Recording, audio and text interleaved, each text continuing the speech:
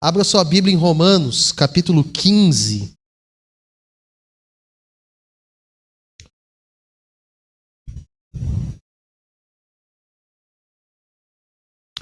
Meus irmãos, eu estava com muita saudade de fazer um slide. Então hoje eu fiz um slide.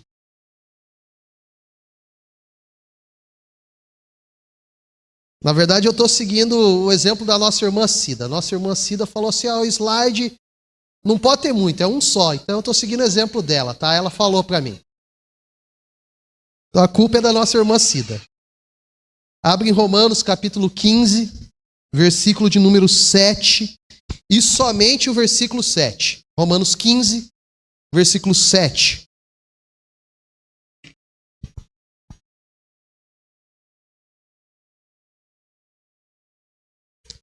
Diz assim: portanto, aceitem-se uns aos outros da mesma forma com que Cristo os aceitou, a fim de que vocês glorifiquem a Deus. Eu vou ler novamente.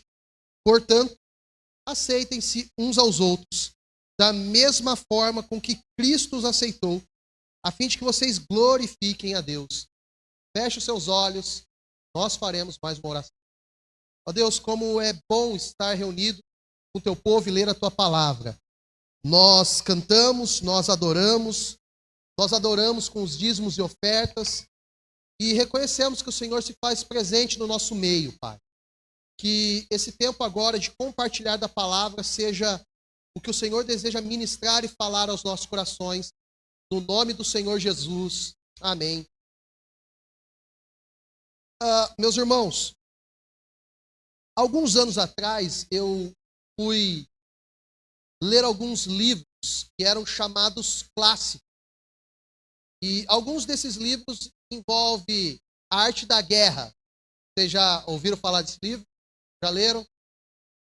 Outro livro era Confissões de Agostinho.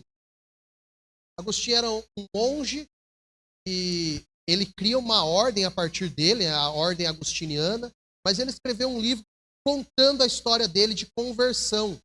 E o nome desse livro é Confissões, e é muito utilizado não somente no nosso meio evangélico, protestante, reformado, como você quiser chamar, mas também por muitas faculdades por aí, como um bom material. Eu fui ler alguns clássicos da literatura brasileira. Até hoje eu tenho a dúvida se Capitu traiu Bentinho. É assim mesmo o nome, estou aqui tentando lembrar o nome dele. Mas teve um livro que eu li e que me impactou, e eu vou falar o título do livro, e vocês vão ficar surpresos. O Pequeno Príncipe. Já leram O Pequeno Príncipe? É um clássico da literatura cristã. Tem uma frase dele que me marcou, que é mais ou menos essa: você é eternamente responsável por aquilo que você cativa nas pessoas. E essa frase tem tudo a ver com aquilo que nós queremos pregar nesse novo bloco da nossa série de pregações. Nós estamos pregando sobre igreja, estamos falando sobre fazer igreja e de uma maneira mais especial falando sobre os mandamentos de mutualidade. Os mandamentos de mutualidade têm uma relação direta com você é eternamente responsável por aquilo que está cativando. Isso tem um detalhe muito importante para nós. Significa que nem eu nem você somos o alecrim dourado que nasceu no campo sem ser semeado. Também tem mais um detalhe extremamente importante. Normalmente o diagnóstico que nós fazemos das outras pessoas é um diagnóstico negativo e o diagnóstico que nós fazemos de nós mesmos é positivo. Então o errado é sempre o outro. Então eu quero te lembrar também que a pessoa tóxica do relacionamento pode ser você. E eu estou pensando em todos os relacionamentos nos quais nós estamos envolvidos. Relacionamento de pai com filho, de filho com pai, de namorado com namorada, marido, esposa, e consequentemente. Então, quando nós estamos falando de mutualidade, nós não estamos aqui pregando para o outro, nós estamos pregando para nós mesmos. Porque é uma troca, não é uma alquimia, é uma troca equivalente. Até mesmo porque isso não existe, porque a medida que nós nos doamos para as outras pessoas não é a mesma medida que as outras pessoas se doam para nós. E isso vai gerar muita confusão mesmo. mas isso tem uma relação direta em como nós estamos com Jesus. Na minha perspectiva, quanto mais próximos de Jesus nós estamos, mais nós refletimos quem Ele é e mais os nossos relacionamentos são saudáveis. Para ficar no tóxico e saudável, né? Então, o ponto que eu quero falar é, de fato e de verdade, nós temos entendido que esses mandamentos de mutualidade não é somente para os outros, mas também para nós, que somos eternamente responsáveis por aquilo que cativamos nas outras pessoas. Não é versículo bíblico, irmão, mas podia ser. Está gravando, né? Tem que tomar cuidado. Mas essa perspectiva de uns aos outros é extremamente importante. E quando eu olho para esse texto, eu acho mais ainda. Então, eu vou falar o número de pontos, mas você não pode ficar contando até o final, tá? Para saber quando eu vou terminar ou não. Eu vou falar 4 pontos. Tamara achou que ia ser 9. 4. Teve uma vez que eu peguei 11 aqui. E o Marcelinho anotou todos e mandou para mim depois. 4 pontos. Primeiro deles, a verdadeira mutualidade começa onde não se espera nada em troca. A verdadeira mutualidade, para ficar mais de acordo com o texto que nós lemos, a verdadeira aceitação, ou de acordo com algumas Bíblias, o verdadeiro acolhimento, começa onde não se espera nada em troca. Só que nós vivemos numa sociedade que você vai no mercado e você paga por aquilo. Você tem o dinheiro, compra e você recebe. Você vai numa agência de carros, você está com dinheiro e você recebe de volta. Você vai para uma escola, senta na carteira e espera receber algo do professor que vai mudar a sua vida, um conhecimento que vai mudar a sua história. Nós estamos num mundo que constantemente vive por meio de troca, de barganha, de toma lá, dá cá. Eu lembrei de uma série agora que na cabeça. Nós fazemos isso constantemente. Qual é o ponto que eu quero falar aqui? Nós trazemos isso para dentro da igreja. E os nossos relacionamentos começam a ser pautados dessa forma. Então eu falo com o fulano de tal porque ele fala comigo. Eu não falo com ele porque ele se esconde de mim. E daí nós criamos situações dentro da igreja que não deveriam existir.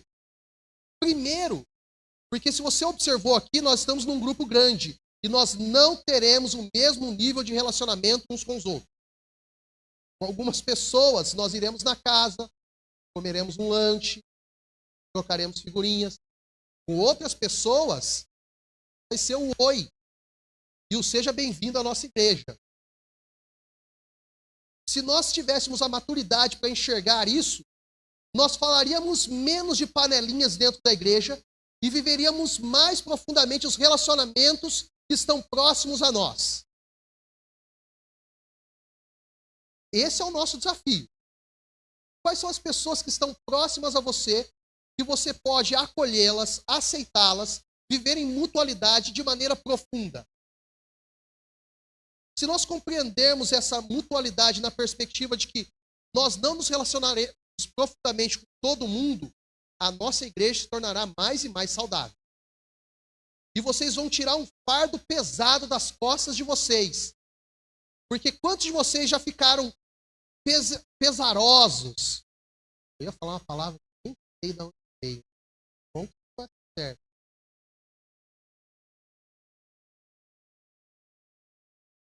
Quanto do seu coração já ficou assim, pesado, culpado, e dizendo assim, eu precisava me relacionar mais com as pessoas da igreja. Eu precisava conhecer melhor fulano de tal, porque eu não o conheço. Ou eu preciso me envolver numa intimidade maior com tal pessoa. E daí você sai daqui culpado. Culpado. E daí você pensa que nada do que você faz está bom. Só que na Bíblia diz que um abismo chama outro abismo. Um pensamento pesado chama outro. Daqui a pouco você está vivendo uma vida de culpa que não é sua. Ontem o Caio lembrou com os jovens um outro clássico. Esse da literatura cristã, O Peregrino. E ele lembrou de uma cena que eu tinha me esquecido. O cristão, ele está caminhando e ele está com um fardo nas costas que ele mal consegue carregar. E de repente ele chega diante da cruz. E na cruz, o fardo e o peso dele ficaram. E ele pôde prosseguir. Eu e você precisamos entender que o relacionamento da igreja não é para ser pesado para o nosso coração e para a nossa vida. É para ser leve. Para termos amizades que nos farão bem aqui dentro. Obviamente, com as pessoas que nós temos mais proximidade, isso vai ser mais profundo. Também não significa que a gente não vai se envolver com outras pessoas. Mas tudo tem o seu tempo. Nada precisa ser apressado, corrido. Daí eu vou falar algo que a Josi vai ficar brava. Eu estou aberto para convites para jantares, aí tem que conhecer e tudo mais, tá? Esses dias fui na Dona Jô. Pensa, foi, viu? Eita, Dona Jô. Um pastor chamado Martin Luther King, já ouviram falar dele? Ele disse o seguinte: estamos presos em uma peça de roupa inescapável de mutualidade. Vou repetir o que ele disse. Estamos presos numa peça de roupa inescapável de mutualidade. Nós somos igreja. Igreja é uns com os outros. Você não é igreja sozinho. Os termos no Antigo Testamento para a igreja, carral, podia ser traduzido por assembleia solene. Ajuntamento é uma possibilidade de tradução para esse termo. Que significa que não era uma pessoa.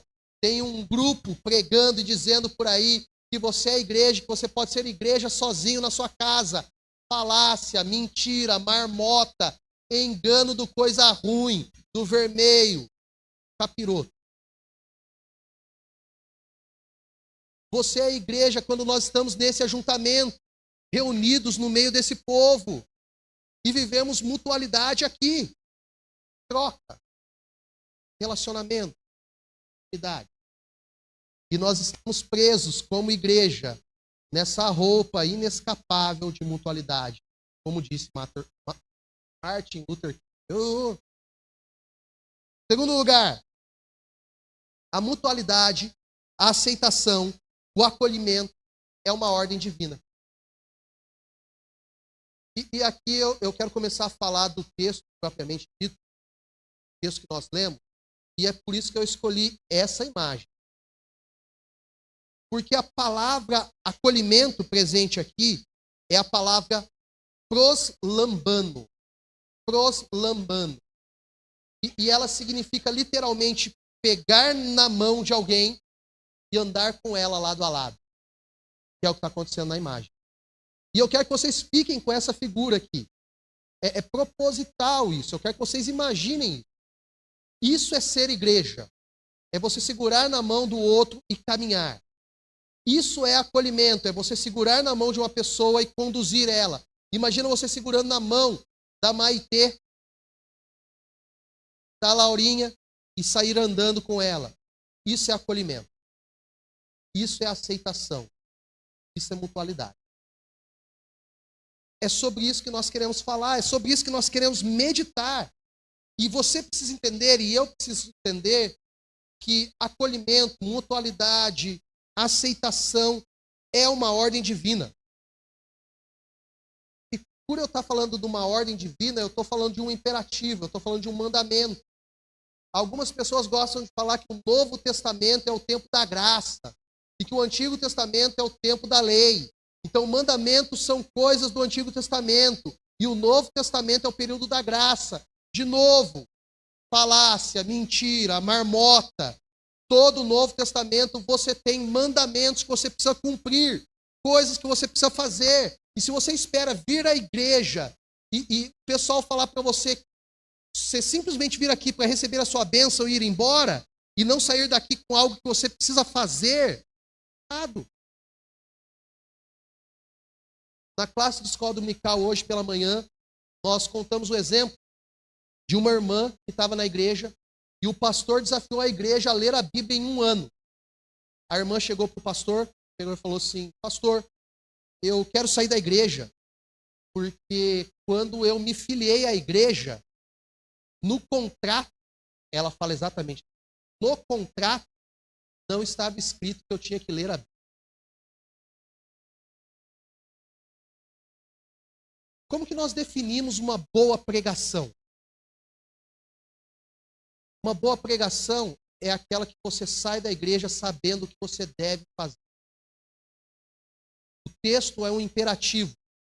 É isso que você tem que fazer. Acolher e aceitar as pessoas. Mutualidade. Isso é uma troca. É isso que nós. Talvez você esteja dentro do seu coração pensando assim, mas isso é invenção religiosa. Aceitar o outro, daí é o pastor que está inventando isso. Ou pior, não, quem que falou isso? Foi Paulo? Eu vou falar baixo isso. A gente está gravando. Um amigo meu de seminário, da minha turma, uma vez ele pegou e falou assim para mim, olha, está usando esse argumento, mas quem falou isso foi Paulo. E o que eu estou falando foi Jesus. Portanto, o que Jesus fala tem mais autoridade que Paulo. Qual é o problema? Toda palavra de Deus é inspirada. Não tem palavra maior ou menor. Todas elas têm o mesmo peso. O Espírito Santo tirou tanto uma quanto a outra. O que isso significa que esse texto que nós acabamos de ler não é invenção humana. Não é algo que a tradição quis colocar dentro da Escritura. Foi algo que o Espírito Santo inspirou para que eu e você possamos cumprir como igreja, povo de Deus. Não é um rito. A nossa igreja faz assim. A nossa igreja, tradicionalmente, decidiu fazer algo para ter um momento de comunhão todo ano, que é a feijoada. Por favor. Quem não vê esse ano, pode vir ano. Não é uma invenção. Está na Bíblia. Nós simplesmente precisamos segui-la. Então, obviamente, quando nós estamos falando de aceitação, de acolhimento, de mutualidade, envolve uma luta constante contra o nosso ego, porque eu e você não queremos. Porque algumas das pessoas que entram na igreja, talvez você tenha alguma dificuldade com ela, algum problema. E deixa eu ministrar algo ao seu coração. Deus faz isso de propósito. De vez em quando Ele coloca algumas pessoas aqui dentro para tratar o nosso coração naquilo que precisa ser tratado. Algumas pessoas vêm aqui para a igreja para que Deus trate inseguranças, incertezas, dores, lutas que há dentro de nós. E se ainda não colocou, vai colocar. Então, é por isso que aceitar o outro envolve uma luta constante com o nosso ego. Porque o nosso ego não quer isso. O nosso ego quer algo confortável, algo bonito e aceitável para nós. E por isso que nós lutamos. Agora, o mundo à nossa volta vai falar que você precisa ser feliz a qualquer custo. Ser feliz a qualquer custo significa que você vai fazer de tudo para ser feliz. Inclusive virar a cara para as pessoas. E daí, a gente volta para algo que nós já mencionamos aqui. Eu e você, nós não somos o alecrim dourado que no campo. Eu e você não somos as pessoas mais saudáveis desse mundo. Quando nós pensamos que somente os outros são tóxicos, somente os outros são destrutivos. Eu e você precisamos entender que nós somos pessoas nas quais Cristo Jesus está trabalhando, operando, agindo. Então, a aceitação e acolhimento envolve um pouquinho mais do que simplesmente dizer eu aceito a pessoa aqui do meu lado. Envolve uma luta interior sobre quem nós somos e sobre o que nós queremos na nossa vida. Isso é um desafio profundo de Deus. Porque constantemente eu e você construímos um Deus à nossa maneira e não um Deus bíblico. E daí nós fazemos frases do tipo: o Deus que eu conheço não age assim. Então, o que nós fazemos, que não necessariamente seja Deus. É o que está escrito em Romanos capítulo 1, de que quando nós não adoramos a Deus, nós criamos Deus, a nossa imagem, para adorar. E talvez nós adentremos na igreja com esse tipo de pensamento. Eu estou construindo uma igreja da maneira como eu quero. E eu enxergo a igreja como eu quero. E talvez essa não seja a igreja de fato e de verdade. Chester, ele disse o seguinte: pode-se entender o cosmos, mas nunca o ego. O eu é mais distante que qualquer igreja. Você consegue perceber o quanto que é difícil aceitar e acolher o próximo? Então, em terceiro lugar, e eu espero que vocês não estejam contando, a nossa base para aceitação, acolhimento, mutualidade, é o fato de que nós somos aceitos. Se você ler o versículo junto comigo, aceitem-se uns aos outros, da mesma forma com que Cristo aceitou. Você comprou a sua entrada no céu? Graças a Deus nós não estamos na época e no período da reforma protestante, aonde os padres, os monges vendiam um terreninho no céu, a entrada no céu por meio das indulgências. E esse foi uma das razões pela qual Lutero escreveu as suas 95 teses. E a igreja naquela época, naquele período, queria construir o seu próprio império. E daí Lutero, na tese de número 62, diz o seguinte: o evangelho é o tesouro da igreja. Agora, o que consiste o evangelho? Significa que eu e você não somos capazes de nos salvarmos. Nós não compramos a salvação. Nós não compramos terreno do céu. O nosso dízimo não garante entrada na eternidade. Significa que nós somos aceitos diante de Deus por causa daquilo que Cristo Jesus fez em nosso lugar. Porque nem eu nem você seríamos capazes de nos salvarmos. E Ele nos salvou. Só que falar isso é praticamente incompreensível para a mentalidade nos dias de hoje, que vive na base do negócio, da barganha, da troca, da compra. E a maioria das pessoas quer comprar a sua entrada no céu. Mas é graça sobre graça. Eu estou lendo um livro, eu não vou falar que é do Luciano Subirá. Falei. Acabou. Num determinado momento, ele cita Efésios capítulo 2, versículo 8. Pela graça sois salvos mediante a fé. Só que ele para aí. Só que o versículo não para aí. O versículo diz: pela graça sois salvos mediante a fé. E isso não vem de vocês. É dom de Deus. Se você crê em Deus, não veio de você. Porque se dependesse de você, você nem estaria aqui. E talvez alguns de vocês pensaram 2 ou 3 vezes para estarem aqui nessa noite. Mas o próprio Espírito Santo ministrou no coração de cada um de vocês para que vocês estivessem aqui. O nome disso, dentro da nossa teologia reformada, é graça irresistível. Significa que quando o Espírito Santo encasqueta com alguém, gosto dessa palavra,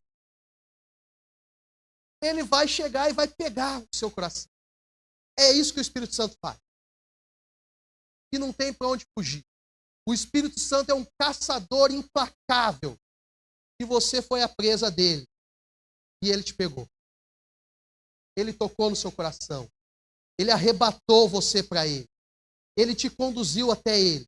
E você só está aqui, não é por causa dos seus méritos. Foi porque ele tocou no seu coração e te trouxe até aqui. E daí você vai falar assim: mas eu fui criado na igreja. Nasci da igreja. Como que isso acontece?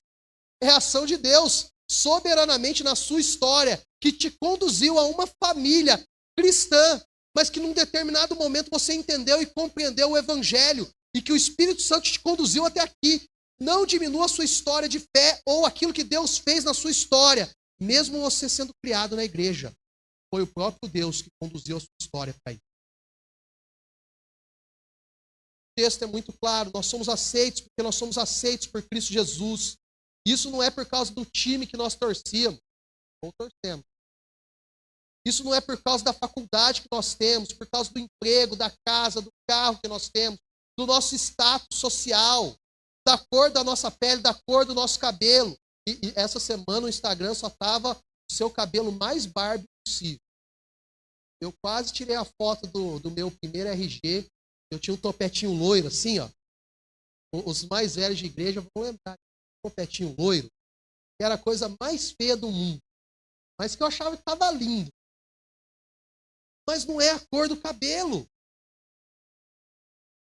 Não é o saldo na nossa conta bancária. Foi o que Cristo Jesus fez. E o que ele fez na cruz do Calvário foi de graça. Nós não estamos aqui para mercadejar a fé. E nós não estamos aqui também para ser uma igreja de mercado, onde o cliente tem sempre a razão. Onde só toca as músicas que fulano de tal gosta. Onde a pregação é de acordo com fulano de tal. Onde você vem aqui para receber a sua bênção e sair daqui com o seu carro importado. Na verdade, a maioria das igrejas de mercado, depois que as pessoas recebem o que querem, elas fogem. Elas somem.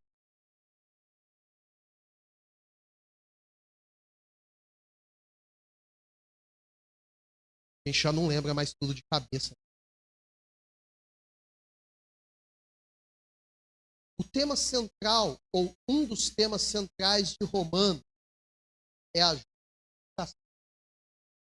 A justificação é a doutrina bíblica na qual nós somos aceitos diante de Deus, não pelos nossos méritos, mas pelos méritos de Cristo Jesus. Significa que hoje, quando Deus olha para você, ele não vê necessariamente você, mas ele vê Cristo Jesus na sua vida. E é por isso que é assim. Leia comigo Romanos capítulo 5, versículo 1.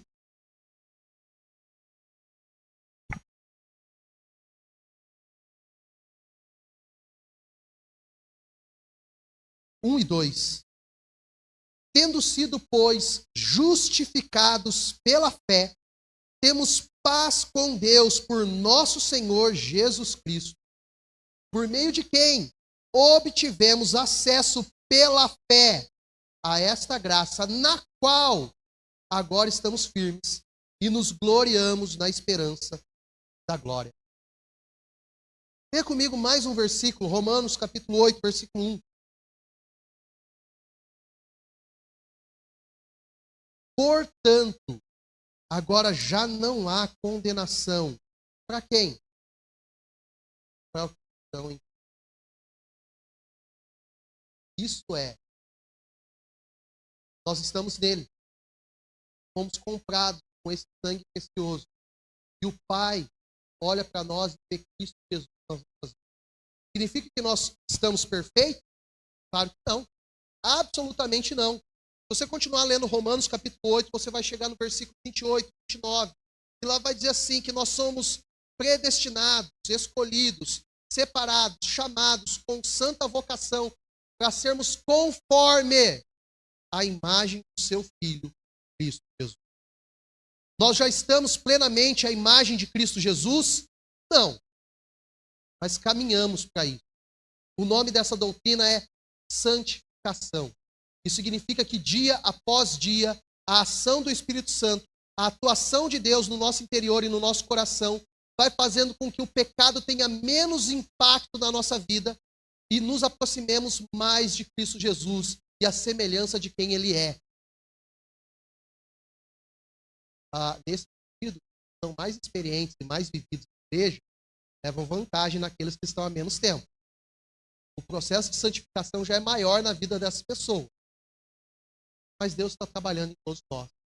Deus está agindo nas nossas vidas. É obra dele.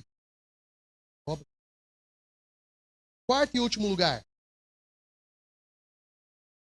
Vivemos numa busca por aceitação para que assim vivamos para a glória de Deus. Eu vou repetir essa frase.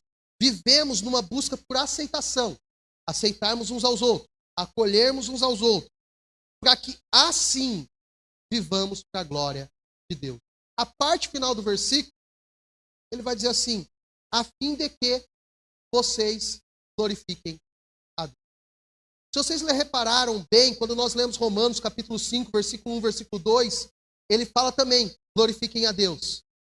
Se vocês voltarem algumas páginas dentro de Romanos ainda, no capítulo 11, no versículo 26 até o final, vai falar assim, porque dele, por meio dele e para ele são todas as coisas, a ele, pois, a glória eternamente. Amém e amém. A palavra glória presente aqui em Romanos é a palavra doxa, que nós traduzimos por doxologia. Doxologia é uma tradução direta para adoração. E significa que nós aceitamos uns aos outros, primeiro, porque Cristo nos aceitou, mas com a finalidade de que a glória de Deus seja revelada por meio dos nossos relacionamentos. E significa que quando nós acolhemos, aceitamos, vivemos em mutualidade, adoramos a Deus. E eu tenho repetido aqui algumas vezes que a adoração não é somente canções que nós cantamos, e muito menos um estilo musical, que algumas pessoas têm que chamar de worship. Na verdade é um rock inglês, tá? Para aqueles que não gostam de rock dentro da igreja, tá aí. A gente estava tocando algum rock aí, tá? A adoração não é um estilo musical, não é um momento do culto, é um estilo de vida, mas envolve um pouquinho mais ainda. Quando nós cumprimos a palavra de Deus e glorificamos a Deus, nós adoramos. Nós adoramos.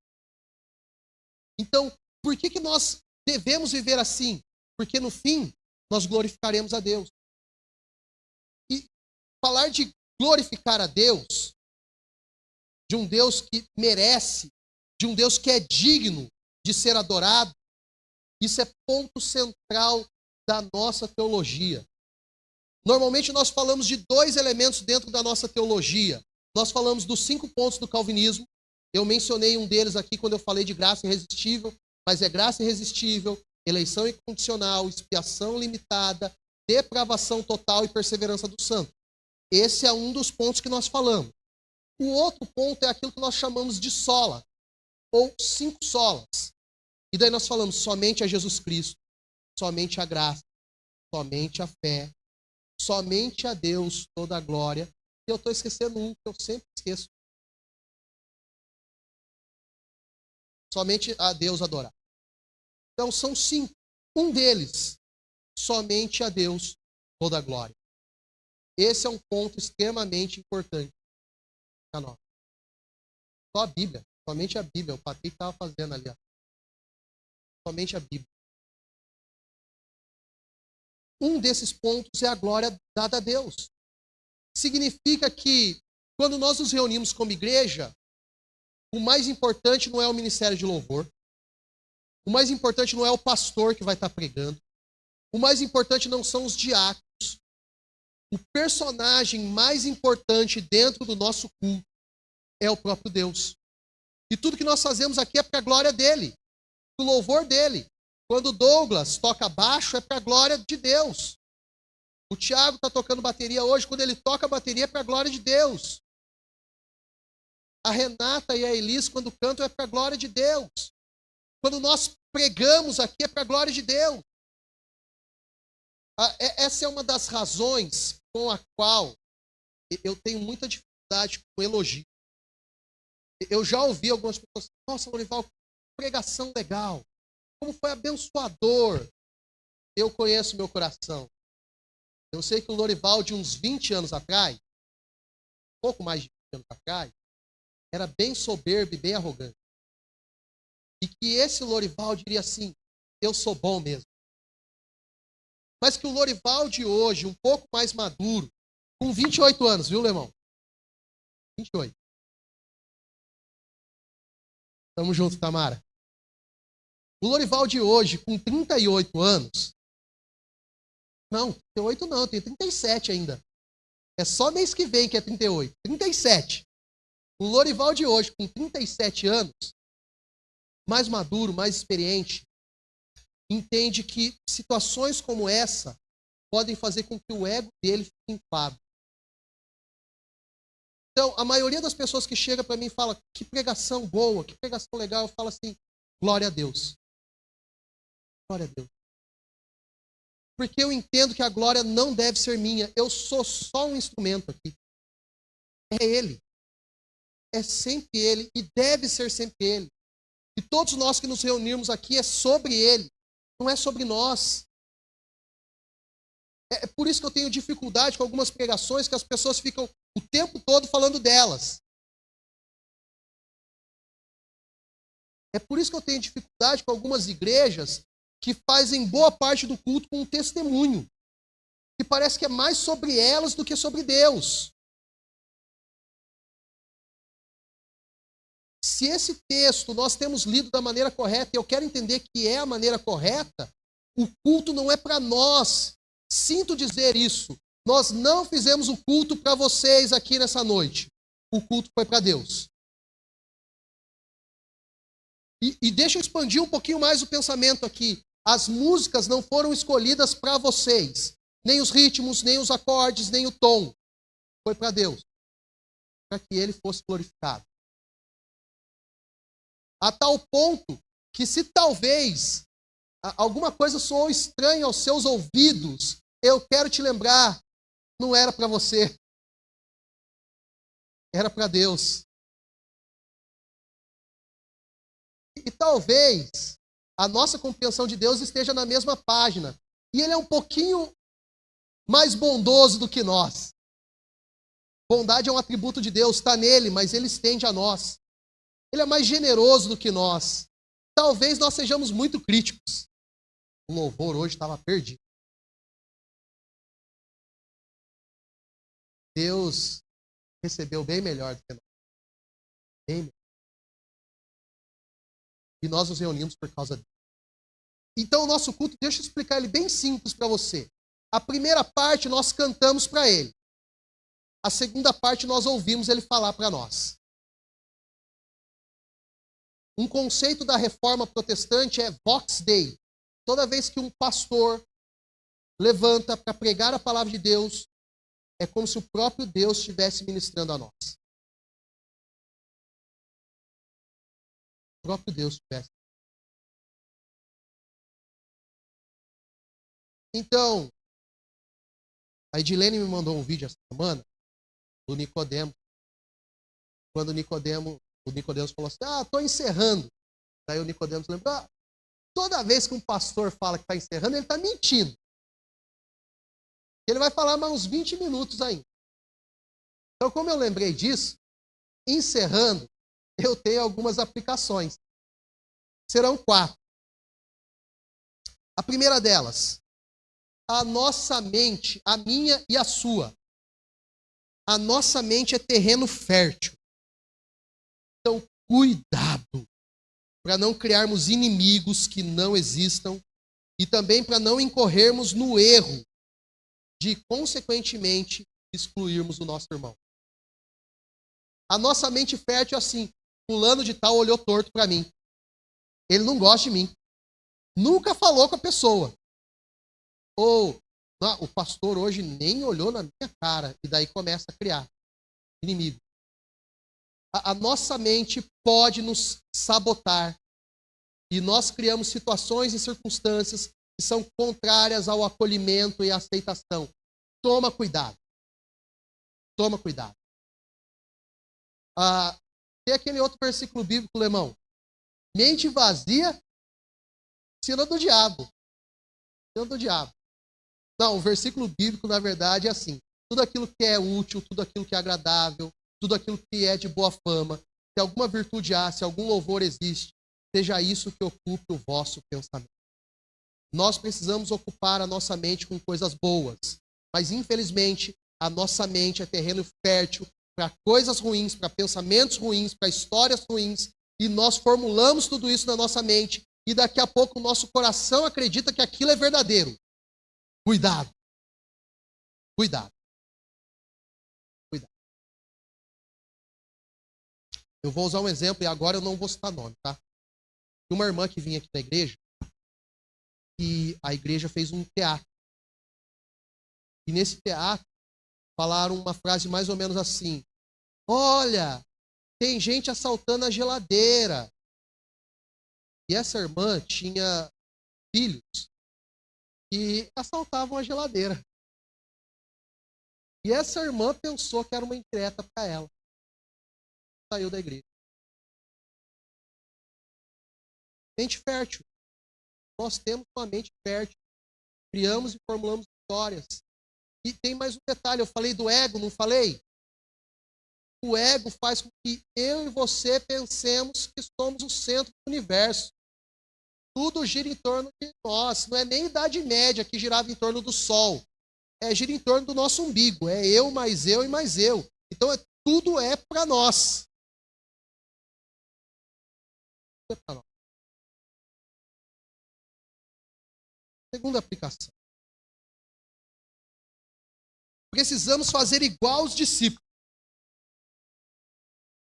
Os discípulos, lá em Atos capítulo 4, capítulo 5, eles estavam sendo perseguidos pelos judeus. E eles foram levados diante das autoridades. E as autoridades queriam que eles não pregassem Jesus. Só um ponto muito importante aqui, eu preciso falar ele. Se vocês lerem as pregações em Atos, todas elas são cristocêntricas. É Jesus no meio daquilo. É Jesus no meio da pregação. E daí eles são perseguidos por causa disso. E daí a fala deles que nós precisamos imitar é a seguinte: importa-nos agradar os homens ou agradar a Deus? Nós precisamos imitar os discípulos. A quem importa que nós vamos imitar o mundo lá fora? O mundo lá fora é contrário às coisas de Deus. A pregação para eles é loucura. A cruz do Calvário é escândalo. Se o nosso pensamento está em concordância com as coisas do mundo, nós precisamos ler a Bíblia de novo. E mais uma vez. Porque o que a Bíblia afirma ser pecado, continua sendo pecado. O que a Bíblia diz que nós devemos fazer, nós devemos continuar fazendo. E aquilo que a Bíblia afirma que Deus fez em nosso lugar e em nosso favor, continua valendo. Não mudou. Na verdade, imutabilidade é um atributo de Deus. É um atributo incomunicável, pertence somente a Ele. Porque eu e você mudamos fisicamente, mas também mudamos interiormente. Mudamos. Interiormente, eu já falei do topete dourado. Interiormente também mudamos. Então, importa nos agradar a Deus e não ao mundo. Agora, o mundo está com um discurso de falsa piedade. Parece que as pessoas lá fora entendem mais de Bíblia do que nós aqui. E daí o discurso deles é: não, nós temos que tirar da Bíblia todos os textos que falam acerca de ódio. Como se eles fossem profundamente entendedores da Bíblia, da Escritura, como se eles tivessem lido de Gênesis a Apocalipse. E só um detalhe, se essas pessoas lerem de Gênesis a Apocalipse a Bíblia, vai acontecer como aconteceu com vários autores. Eu vou citar alguns deles. Lee Strobel, eles lançaram recentemente um filme intitulado Em Defesa de Cristo. É baseado no livro dele, porque a esposa se converteu e ele era ateu e ele queria provar que Jesus não existia. O que ele foi fazer? Foi ler a Bíblia. O que aconteceu? Foi convertido. Um outro autor, C.S. Lewis, ele tinha uma confraria com o Tolkien e alguns outros amigos, Williams, e todos eles eram escritores. E tanto Tolkien quanto Williams, que eram cristãos, começaram a falar para o C.S. Lewis acerca de Deus.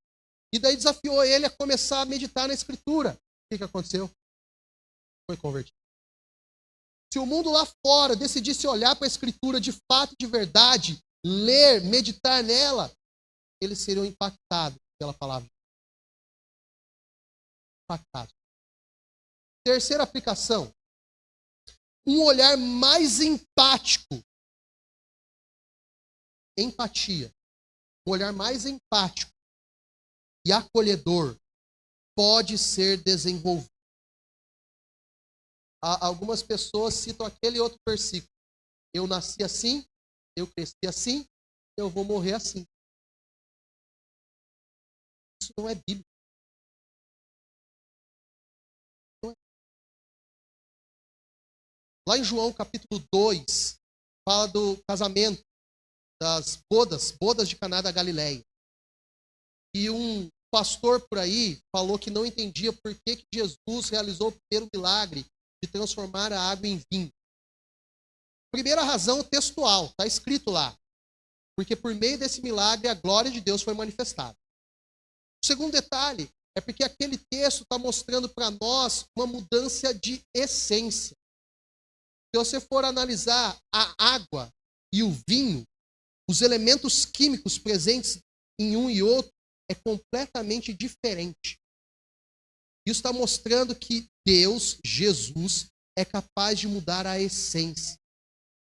Você pode ter nascido de uma forma, crescido dessa forma, pensar dessa forma. O Evangelho de Jesus Cristo mudará o seu coração.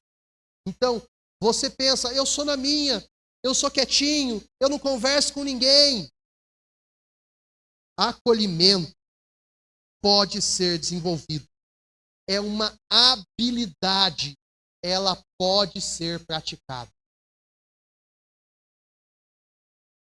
Então você pensa assim, eu vou viver sozinho o tempo todo. Não. Jesus está te chamando para cumprir um mandamento, de acolher outras pessoas. Saia do seu lugar e abraça essa outra pessoa. Não, não é agora isso não, viu, gente? Agora não. Tamara até assustou ali.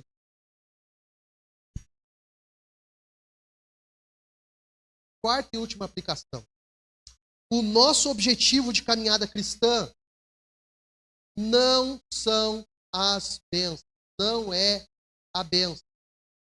Na verdade, nos dias de hoje, bênção é o bezerro de ouro da igreja evangélica. Se vocês lembrarem de Êxodo, a partir do capítulo 30, o povo começou a juntar ouro, e eles jogaram o ouro dentro do fogo, e eles dizem que quando retirou, tinha a forma de um bezerro.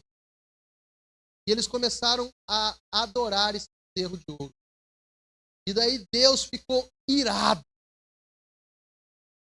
Eu ia falar uma outra palavra, mas daí depois eu ia receber uma mensagem lá que não posso. Não posso falar essa palavra não. Ele ficou irado e mandou Moisés descer. E falou assim, ó, o teu povo já está adorando outros deuses.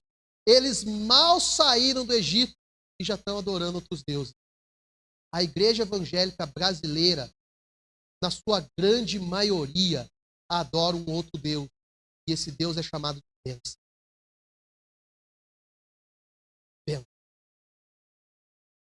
Eu não estou falando que palavras do tipo Deus te abençoe está errado. Só que qual é o conceito evangélico brasileiro do que é bênção? Seu carro novo, seu emprego, sua promoção, sua casa, sua vida próspera, grandes viagens e assim por diante. E muitas igrejas pregam exatamente isso por aí. Só que isso se tornou um erro de ouro, se tornou uma idolatria. Tem desviado as pessoas. Então, o nosso objetivo da nossa caminhada cristã não são as bênçãos. O nosso objetivo é sermos parecidos com Jesus. Esse é o nosso objetivo. Por que nós nos reunimos todo domingo?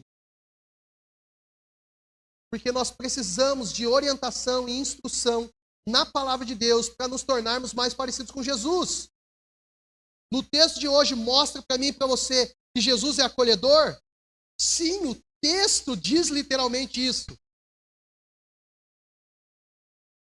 Aceitem-se uns aos outros, acolham uns aos outros, da mesma forma que Cristo os acolheu, Cristo os aceitou. Então, se nós queremos ser mais parecidos com Jesus, nós não podemos sair daqui com outra mentalidade, senão com eu preciso aceitar, eu preciso acolher.